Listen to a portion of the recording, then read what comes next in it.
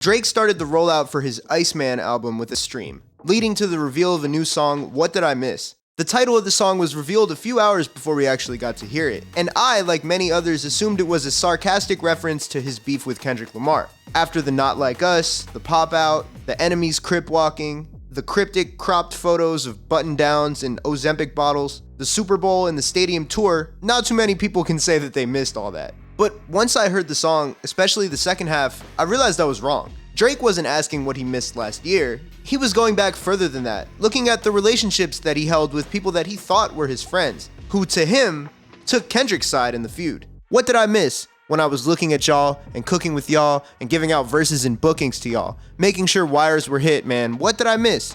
You always felt like this? Man, what did I miss? To emphasize that point, Drake is alone in the stream, surrounded only by his guns. Now, if you were about to click off this video thinking it was going to be another serving of Thanksgiving leftovers style reheated slop related to the Drake and Kendrick beef, just give me one more second.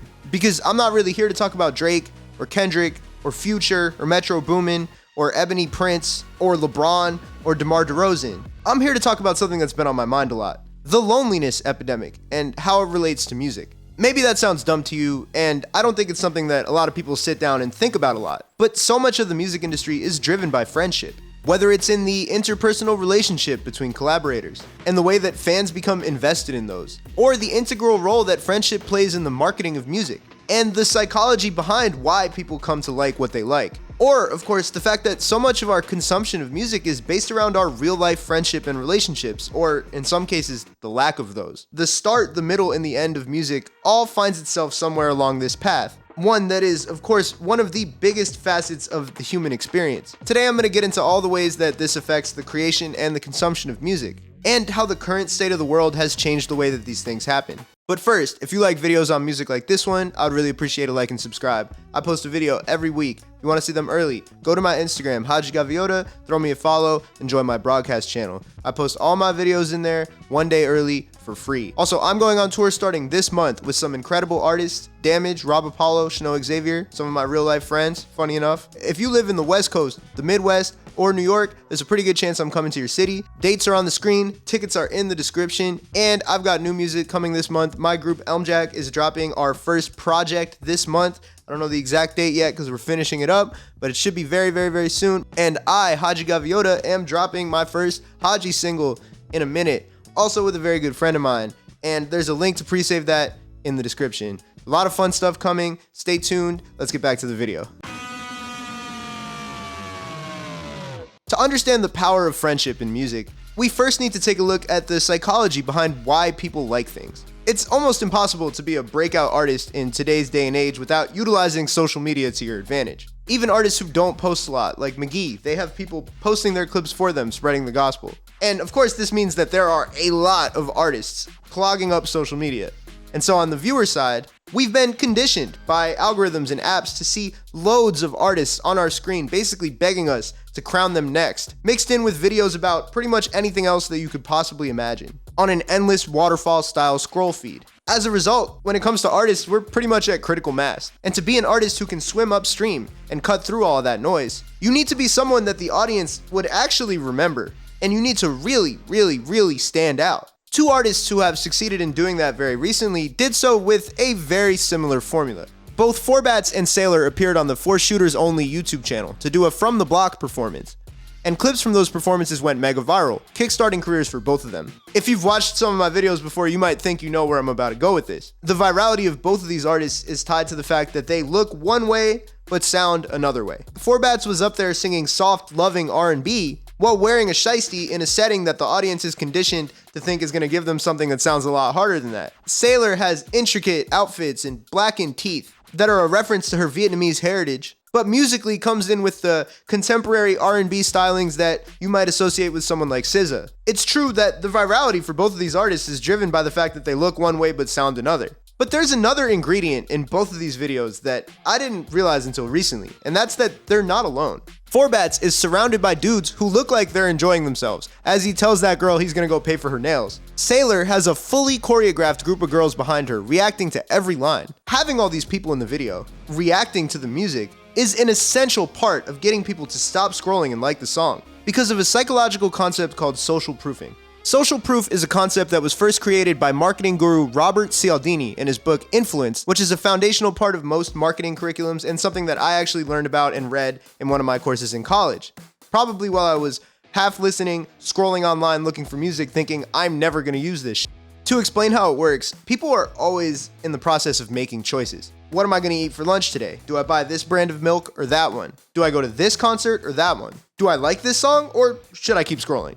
Social proofing says that in that split second, when the human is deciding which decision to make, people tend to copy the actions of others. At the time that I was taking this marketing class in the mid to late 2010s, taking notes by chiseling into a piece of slate, social proofing looked like buying SoundCloud likes and Instagram followers to make it look like more people already decided you were worth following or listening to. It's the fake it till you make it principle, but with real psychology behind it. But in the short form video climate that we live in today, the most effective social proofing is more immediate, more visceral, and more visual. This is why having your friends in your music video is so effective. The principle of social proofing applies to the watcher. When they look at the video and they see others enjoying it, or even just interacting with it. If all of these people are nodding their heads along to the song and enjoying it, then you know what?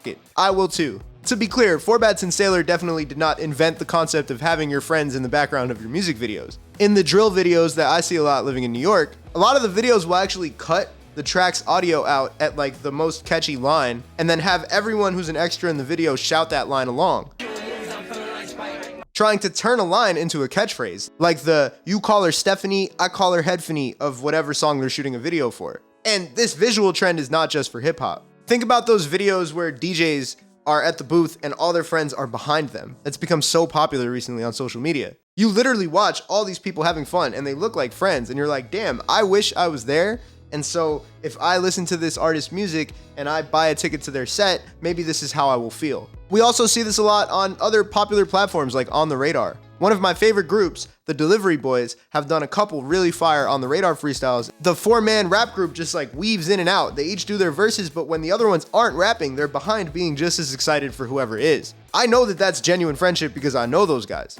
But to people who are just scrolling, it's a powerful psychological influence, whether it's being done intentionally or not. And we see the same principle when clips of streamers reacting to something go viral. It's like if you're watching Kai Cenat enjoy a song and dance to it, you're like, oh, maybe I want to enjoy a song and dance to it too. These people being in the background of the Forbats and Sailor clips is no coincidence. It's a well thought out and researched way to get the scroller to stop and engage with what's on their screen, eventually leading to streams and maybe even fans. But there's something even better than having people strategically placed and choreographed in a video. And that's capturing the act of genuine friendship on camera. It's an age-old concept that's existed for years, but 2 groups out of New York recently have gone from 0 to 100 by embracing that fully. Cisco Swank, Yoshi T, Jackson August, Sebastiano, and Elijah Judah have all been friends for years, each of them making music on their own, and sometimes with each other every now and then. One day though, they decided to all lock in and explicitly make music together as a group. They called themselves What More and started posting their flips on Instagram and TikTok. And then each of the 4 vocalists would come in with 4 bars of their own, switching off and hype manning for each other when it wasn't their turn. The energy was contagious, and people would come back again and again to comment and decide who had the best verse on each one. They've only dropped 1 song on streaming services so far, but they've got an album on the way. When Pigeons and Planes interviewed them about that album, Jackson said something that underscores the appeal of the group. "We went upstate and locked in for 4 days to see what comes out. Super low stakes. We're best friends. Let's go make an album for fun. It's hilarious and awesome that it's done what it's been doing." From the outside, it might seem antithetical that something low budget, iPhone made, and seemingly completely off the cuff will do better on social media than a well-made, expensive music video. But once you start unpacking the appeal, it makes a lot more sense. To the people making these videos, they're having more fun in an environment with a lot less pressure than a music video that might have cost them thousands of dollars, where they're thinking to themselves like, I better lock in and nail this clip or I'm wasting my money. And to the audience, that energy is contagious. Intentionally or not, it preys on the concept of FOMO, or the fear of missing out. Hell, maybe you'll make your longtime friends at that show, and then 5 years later, you guys will start your own rap group. Keep scrolling on the What More TikTok or Instagram and you'll come across a collab that they did with another New York group named Laundry Day. For someone with a particular TikTok algorithm, seeing these 2 groups together in the same vertical video will feel like the Family Guy American Dad crossover. Laundry Day is somewhat analogous. They're also friends from a New York City high school who started a group. They saw some success pre-pandemic, getting their song Friends in a pivotal scene in a popular Netflix series On My Block. But then that hype started to fizzle out a little bit. They got dropped by their management, and the people in their lives were telling them, you guys better lock in and figure out social media right now, or it might be time to update that LinkedIn or think about going to college. They didn't find immense success on social media by locking in and making the highest quality music videos, spending thousands upon thousands of dollars, or even by trying to make one of their own songs viral. They walk around New York and they bust out into these a cappella renditions of popular songs, with the singing rapidly oscillating between being good and funny. Maybe they're memorable to some because that one guy looks like Andy Samberg.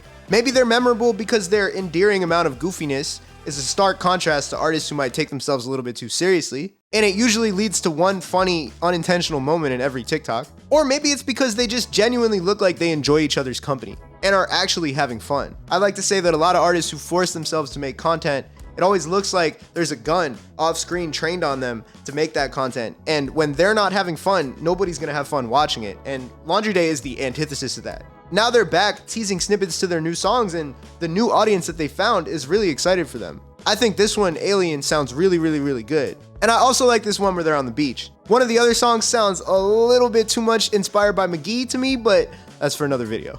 Either way, they've won over an audience that is excitedly anticipating some of these new songs, me included. And they did it without even teasing their own music for a long time. Laundry Day, just like What More, might represent that friend group that your own life is missing. Or maybe remind you of a friend group that you really did have growing up, but thanks to getting older, you just don't see as much anymore. And this is coming at a crucial time, in the height of the loneliness epidemic. There is an undeniable vibe of loneliness in the air in our algorithm-driven, shut-in society. But it's also not just a vibe. It's backed up by cold, hard facts. The Pew Research Center found that 16% of all adults reported that they feel lonely or isolated from those around them all or most of the time. That's 1 in 6 adults who feel lonely all or almost all of the time. A lot of that focus has been on the male loneliness epidemic, a term that has become the rallying cry for some and the butt of the joke for others. I think it's a real thing. I don't think it's funny. Although for what it's worth, if you were going to take the Pew Research statistics, men are at 16% and women are at 15%, so that's not a huge gap. I don't think the numbers being similar means that the male loneliness epidemic doesn't exist. I think it might manifest in different ways across gender expression, and I also think that the solution to the problem might be different. I'm not the right person to speak on the girl perspective of loneliness, but if you want to hear from someone good, I really liked Meg's essay, Nostalgia, the Loneliness Epidemic and Being in Your 20s, and I'll link that in the description. Forget about the gender wars for a second because there is a way more telling demographic to look at here. 24% of adults aged 18 to 29 reported feeling lonely all or almost all of the time. That's 1 out of every 4 people. That means one of the guys in What More and one of the guys in Laundry Day low-key feels like he's not connecting with the other ones. But seriously though, that's an insanely high percentage of people in a demographic that most likely represents the vast majority of listenership of groups like What More and Laundry Day. Young people are gravitating towards groups that exude genuine feelings of friendship because they feel like they don't have it in their lives. And if you go into the TikTok comments of either a What More post or a Laundry Day one, you're gonna see people comparing them to one of the best examples of the power of friendship in music. And also a cautionary tale of what happens when friend groups get weird. To one slice of the population, 2017 will always be known as Brockhampton Summer. The Los Angeles-based 15-man anti-boy band went on a hell of a run that year, led by their Saturation trilogy of albums. The songs were manic, jumping from one genre to the other with the twitchiness of a 5-star athletic recruit. The one consistent aspect across all of the songs on the 3 albums was that it pretty much always sounded like the boys were having fun. And with the amount of visuals that they pumped out, it looked like they were having fun too, and we know why that's important now, right class? That feeling was contagious, and the boys developed a raucous and tight-knit community out of their fanbase. But everything got weird the next year, when member Amir Van was accused of sexual misconduct, being allegedly emotionally manipulative, and mentally abusive in a previous relationship. Later, another member, Dom McLennan, would add on Twitter that Amir allegedly set Dom's friends up to get robbed as well. The band made the decision to kick him out, and they shelved Puppy, the album they were working on that was filled with his contributions. They locked back in without him and made something new, Iridescence, a project that was decidedly less fun. Their next album, Ginger, spawned their biggest hit, the aptly titled In Poppy or Sugar, and the following album, Roadrunner, had some pretty good songs as well, don't get me wrong, but the project struggled to find appeal outside of the core of Brockhampton fans, who were already invested in the boys to begin with. The group would break up in 2022, after de facto leader Kevin Abstract made the final Brockhampton album, which was basically a concept album about the band breaking up. Brockhampton was always an anomaly. There aren't many 15-member bands for a reason. That means there's a statistical chance that 4 of those dudes felt lonely and disconnected from the rest of the group enough to make their own mini group Whatmore or Laundry Day style about how much they felt disconnected from the other guys. Even though everyone who's in the band was supremely talented, it can be hard to find room for everyone on the song without feeling like you're forcing something. And it can also be hard to have the wherewithal to know when to use each member. What carried them through those first 3 albums was the fact that they were actually friends. After Amir's departure, things just got too weird. And while the band made some good songs in spite of that, the spark was gone. It's a lot like what can happen to a friend group in real life when one of the friends makes it weird. But it's not like these guys are done in the music world. I actually did a whole video talking about what each of them has been up to in recent times if you want to check that out. But there's also an important update that's happened since I made that video. Kevin set out and did a solo album right after Brockhampton broke up called Blanket. Instead of seeing Kevin hanging out with his friends like we were accustomed to in the Brockhampton days, we saw him surrounded by these furry monsters, sitting there as the only human. While I like some songs from that album, it was mostly deemed to be a commercial flop. And at some point down the line after that, he was dropped by his major label, RCA. In 2024, he did an interview with Clash magazine where he said something interesting to me. I'm very collaborative. It's just the nature of who I am. I need some sense of community in order to make something I'm proud of. And he recently made a somewhat triumphant return with his new album, Blush. And it shouldn't surprise you that Blush was deemed by many, including Kevin, to be somewhat of a group project. Of the 18 songs on there, only one of them is listed as just Kevin Abstract on the artist line, and it's an interlude. This is by design, as he explained. Blush is not a fixed group. There are no permanent members. It is a platform for discovering new possibilities through collaboration. The group is ever-changing and can involve anyone who brings value to the vision. When he sat down for an interview ahead of the project, he brought 2 of the main collaborators with him, Love Spells and Quadeca, and you can see the chemistry that they've clearly created this sort of friend group. It's not necessarily that Kevin or anybody else who collaborates a lot can't make good music on their own. It's just that a lot of times, some of the best music comes out of healthy, genuine friendships that lead to collaboration. If you take a second to think about it, for most of humanity, music has been an inherently collaborative and social act. Even when Bach or Beethoven were sitting at a piano by themselves, they played live to audiences, and audiences had to physically go somewhere to hear something before the advent of recorded music around the turn of the 20th century. In that century, it wasn't particularly common for someone to be in the studio entirely by themselves creating something. Many of the popular acts were bands, and even the solo acts would rely on session musicians to be in the studio with them when they're making stuff, and then touring bands so that they could play live. Advancements in technology have made music creation so much more accessible.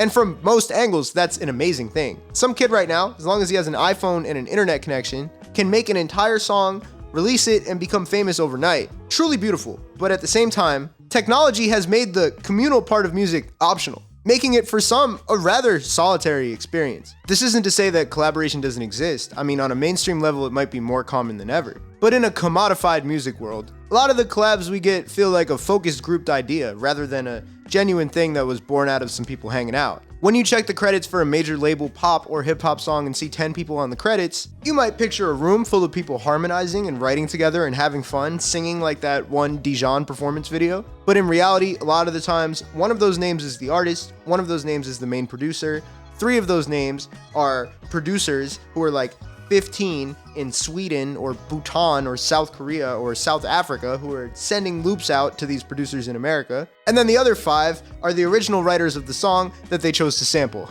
The room might be a little lonelier than you think when you see 10 people on the credits. It's a stark contrast to a song like Tommy Richmond's $1 Million Baby, where when you check the credits, I can personally vouch for the fact that all those guys are friends.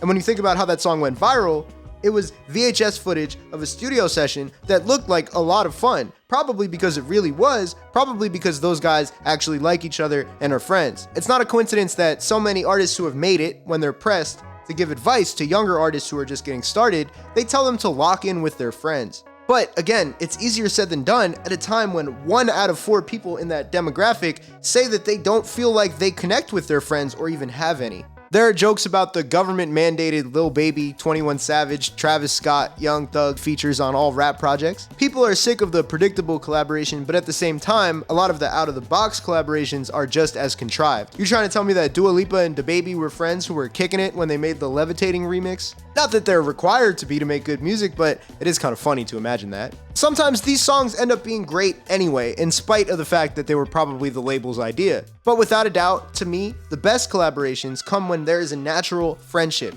in the room. When Gunna and Lil Baby released Drip Harder back in 2018, they sat down with Rolling Stone to discuss their obvious harmony in the studio. Lil Baby said, "We just vibe. It's not work, it's fun." At a time when so much collaboration is algorithmically determined, and a lot of the time probably put together by sending files over email, you can tell when two people were in the room together having fun. That was part of the appeal of Drip Harder, which spawned Drip Too Hard, which is arguably both of their biggest songs to this day. But since then, Lil Baby and Gunna have gone on to become one of many examples of artists who had that chemistry but then fell out and the music suffered. After the fallout of the YSL trial, with Gunna seemingly no longer cool with his boss Young Thug, who has a close relationship with Lil Baby, the two do not collaborate anymore. Lil Baby has said on record multiple times that he does not see himself collaborating with Gunna ever again. While Gunna, after his incarceration, is arguably bigger than he ever was, Lil Baby can't say the same. After the massive success of his 2020 album My Turn, on which one of the more popular songs is the song with Gunna, the two albums since, 2022's aptly titled It's Only Me and 2025's Wham, have had diminishing returns. He streams well, but the narratives from the average rap fan about Lil Baby are night and day, and honestly starting to encroach on bullying territory. Well, it's hard to say if Lil Baby and Gunna were ever genuine friends outside of the studio, if they were going to grab some Zaxby's together, maybe going on a fishing trip. All that matters is that when you listen to Drip Harder, it felt like they were. And that is much more infectious and enjoyable to the listenership than the steel-faced, cold-hearted alternative of doing it all on your own. You can repeat this process for so many sets of collaborators. I mean, just go up the Atlanta tree a little bit, and you have Young Thug and Rich Homie Quan, whose collab project, The Tour Part 1, is arguably one of the most important rap projects of the 2010s. While Young Thug, of course, went on to become one of the biggest stars in the game, Rich Homie Quan, for all his talent, was never able to get that same level of motion. Seeing them reunite after Thug got out of jail would have been a beautiful moment, but tragically, we lost Rich Homie Quan last year. Human beings are messy, sassy creatures, of course. So we love to follow along with friendship breakups. Whenever you see somebody stop posting their partner on social media, you immediately check to see if they still follow each other. It's okay, it's 2025, this is where we're at. But we crave connection, and so a lot of times the reuniting moment is gonna be bigger and more important than the break. It's funny to think about how big of a moment Drake's back-to-back felt like in 2015, when he demolished Meek Mill in a rap beef. I mean, he even won a Grammy for it. For as huge as that moment felt, would you believe that Going Bad, their collaboration in 2018 where they linked up and made up together after Meek Mill got out of jail, has almost 3 times as many streams on Spotify as Back to Back does? Crazy. The best and most popular music, and the music that feels the most genuine, to me, is going to align with the ideals that we want in life. We want to have friends, we want to be having fun, and so the music that people gravitate towards will be music that reflects that. And at a time when that feeling is at its lowest, that becomes even more important. The last place, but arguably the most important place that we see the loneliness epidemic seeping into music is how it's consumed and shared. In modern society, up until very recently, there was always a strong presence of the monoculture, which Webster defines as a culture dominated by a single element or a prevailing culture marked by homogeneity. Homogeneity? I think it's homogeneity. To put it in plain speak, there were shared things that most of us saw, listened to, or consumed. I was born in 1995, for example, and we actually had electricity. And so the kids my age who had TVs at home, which was, probably most of them, we watched the same shows and the same movies. You were a Cartoon Network kid or a Nickelodeon kid, but there were only 2 places you could go. On Saturday morning, you'd watch the Pix 11 cartoons or whatever they were called before your shift at the factory where we all got whooping cough. Now you open your phone and the algorithm brings you content that it thinks you want to see, based on your interests and your Google searches and the things that you said out loud once that your phone clearly was listening to. And these things aren't always going to be what other people are seeing.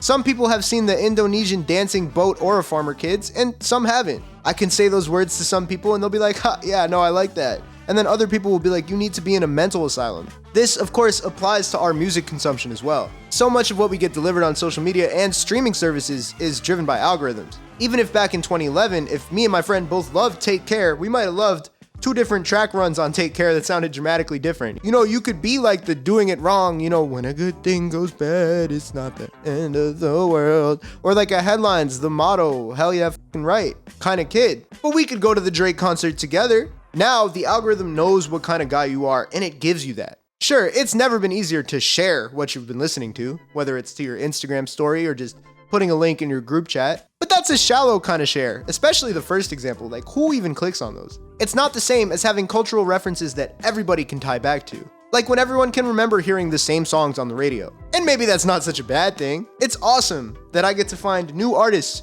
who tickle my brain in a very specific way that I like my brain tickled every day if I want to.